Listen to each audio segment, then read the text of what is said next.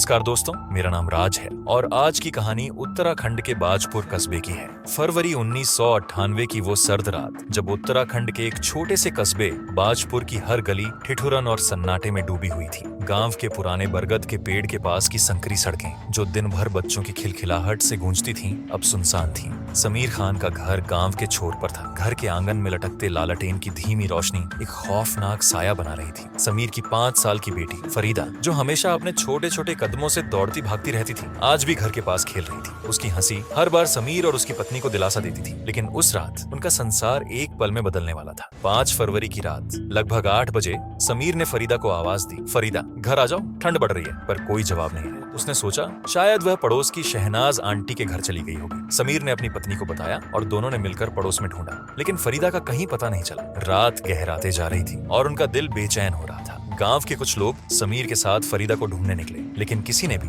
मासूम फरीदा को नहीं देखा। देर रात गांव की गलियों में टॉर्च की रोशनी के साथ फरीदा का नाम पुकारा जा रहा था। हर कोना छाना गया, पर वह कहीं नहीं मिली। आखिरकार समीर ने पुलिस स्टेशन जाकर रिपोर्ट दर्ज कराई। 3 दिन तक पुलिस और गांव के लोग फरीदा की तलाश में लगे रहे। 8 फरवरी की सुबह गांव की हवा में एक अजीब सा डर महसूस हो रहा था। हाजी नसीर के घर के पास बने पुराने कुएं के पास कुछ कुत्ते भौंक रहे थे। वहां से गुजरने वाले एक किसान ने देखा कि कुत्ते एक कपड़े के टुकड़े को नोच रहे हैं। जब पास जाकर देखा गया तो सबके पैरों तले जमीन खिसक गई। वहां फरीदा का नग्न शव पड़ा था। उसका शरीर खून से सना हुआ था। किसी ने तुरंत समीर और पुलिस को खबर दी। समीर और उसकी पत्नी रोते हुए घटनास्थल पर पहुंचे। वह दृश्य किसी के भी दिल को चीरने के लिए काफी था। पुलिस ने शव को कब्जे में लेकर पोस्टमार्टम के लिए भेजा। रिपोर्ट में यह पुष्टि हुई कि फरीदा का बलात्कार किया गया था और गला दबाकर उसकी हत्या की गई थी। फरीदा की हत्या ने पूरे गांव को हिलाकर रख दिया। अफवाहें फैलने लगी। हर कोई शक के घेरे में था। पुलिस ने जांच शुरू की और गांव के कुछ संदिग्ध व्यक्तियों से पूछताछ की। तभी पुलिस को गुप्त सूचना मिली कि शाहिद और अरशद नाम के 2 व्यक्ति फरीदा के लापता होने की रात गांव में देखे गए थे। शाहिद की गतिविधियां हमेशा संदिग्ध थीं और अरशद का गांव में कोई ठिकाना नहीं था। पुलिस ने 8 फरवरी की शाम दोनों को हिरासत में ले लिया। शुरू में दोनों ने किसी भी अपराध से इनकार किया, लेकिन जब पुलिस ने शाहिद को अलग से पूछताछ की तो वह टूट गया। उसने बताया कि उसने अरशद के साथ मिलकर फरीदा को बहलाया